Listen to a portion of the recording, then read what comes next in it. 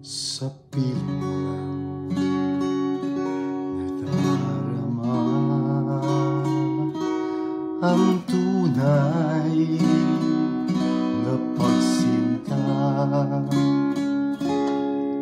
Pag-iyak kita ng mahigpit, parang ako'y nasa langit. Ngunit ito ay panaginip lamang, pagkat ang puso mo'y labis kong nasaktan. Pakiusap ko, ako ay pakinggan.